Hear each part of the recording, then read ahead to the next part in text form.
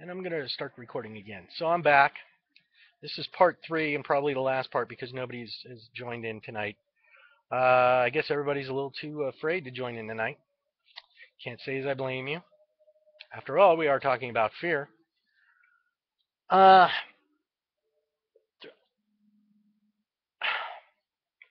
when we created God, or the gods, we made them in our image with our foibles. Now, what we've done since then with monotheism is we've created one God in in our image that we made. He looks like us. He looks like a person. But he doesn't have any of our weaknesses, this one. He's a perfect being. I can understand how that would be comforting to some. Um, in the old days, he was a vengeful God. He would smite cities. He would smite people. He had all the same bad habits as we did. He was making bets with the devil, which is what the story of Job is really all about. Um, and he was fire and brimstone, and I'm going to take your house and slaughter your lambs if you don't follow what I say. And he was used to um, create a fear in the uninitiated that if they did wrong, or if they didn't follow the rules, or if they didn't follow the church, or if they didn't follow the edicts of the king, they would end up in hell, burning for eternal fire and damnation. Then somewhere along the line, we decided, no, he's actually an all-forgiving God who, as long as you admit you're bad, he will accept you into heaven. Okay, but that again took the onus of behavior off of us.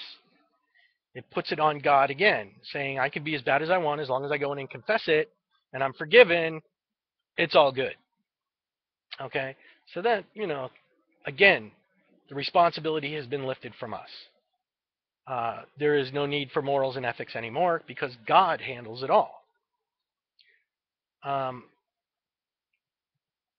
so we have all of this has been going on hard. I mean, the religion thing has been going on hardcore for thousands of years, in one way, shape, form, or another.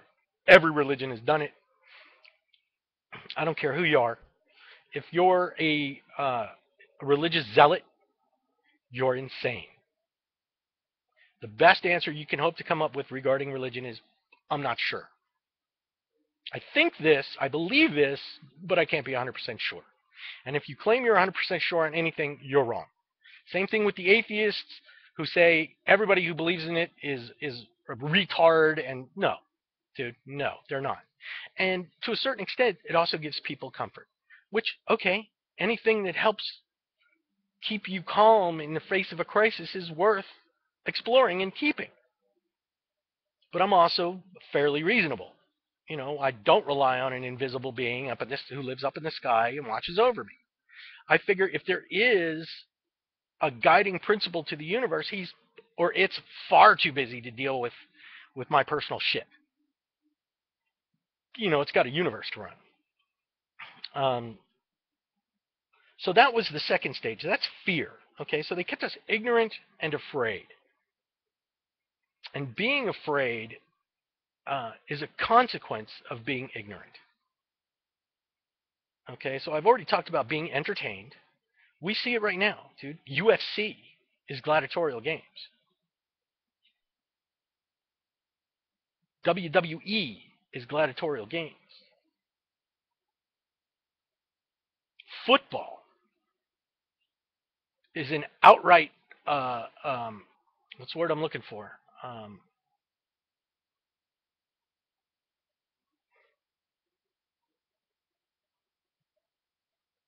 It's a metaphor for war.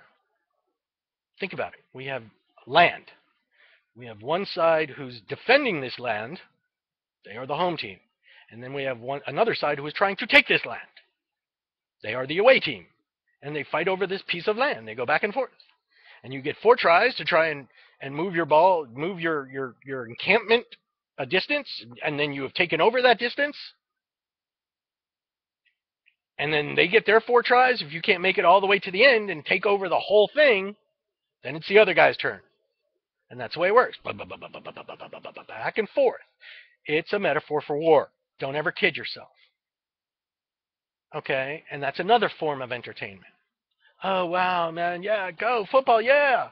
So are all the other sports games where we're paying these fools millions of dollars because they can hit a little round ball further than anyone else. That's why we have guys doing steroids to be bigger than everybody else so they can hit the ball further so it puts more asses in seats. So the owners make more money. The owners make more money. The owners make money. The vendors make money because that's really where the money is in the vendors. Okay, you go in there, you buy a beer, end up buying 4 beers for the whole game.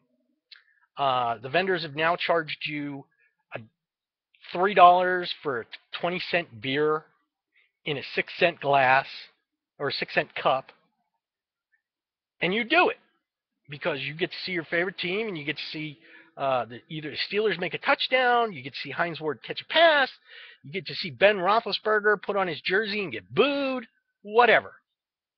Okay, it's entertainment. It's another form of entertainment. War is another form of entertainment. What we do is we start these wars, we create these wars to give us an enemy to fear. Oh my God, we have to take down Saddam. Okay. Could have been done by a SEAL team with a blowgun. What was that? No. Instead, we had to send in an army. We're in Afghanistan looking for a 7-foot-tall Arab with a bright blue turban who walks around with a dialysis machine, and we can't find him. And when 9/11 did happen, by the way, it wasn't Iraqis that flew the planes. It was Saudi Arabians. Now, they're our allies. And you know, when all those planes were grounded, you know that they sent out a few planes from the government, and you know who was on those planes? The Bin Laden family. That's right. The Bin Ladens that were living here in America, because there are like 1,000 of them. You know, Osama is like the 17th or 20th son. You know, he's got nothing. You know, he's a prince of this Bin Laden family. But there are 1,000 other princes of the Bin Laden family too. So what did we do? We're friends with the Saudi Arabians, so we got them the hell out. On our dime. It was the Saudi Arabians, Saudis, who tried to take us out. I want you to remember that. Because we're being lied to 12 different ways. What's going on in the Gulf right now with BP? They're not trying to cap this thing. They're trying to extract the oil. They're still trying to get the oil. What they need to do is cap this fucker, extract the oil that's there, then maybe we'll let him go back down and see if they can set up a system where they can reattach the well. But no, they're still trying to siphon. Oh, well, we're getting 40% of the oil up. Well, who said you had to get 40% of the oil up? You got to get 100% of that oil shut down. It's about to start coming up the East Coast because it hit the jet stream. Well, not the jet stream, the Atlantic current. Okay? And what it's going to do is it's going to crawl up the eastern seaboard. So the entire eastern seaboard is going to be covered in oil. Right? So that means for all those crab fishermen and lobster fishermen up there, they ain't going to get shit. Okay? So there goes the price of food up again. And why? Because we decided it should. It's going to become more rare. So the price will go up. Because we decided that's how it works.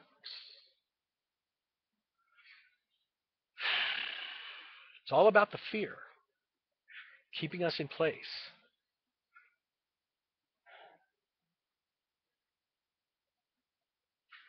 I don't know what you want to say about it, but that's pretty much what I had to say about it. Peace and good night. I welcome differing opinions.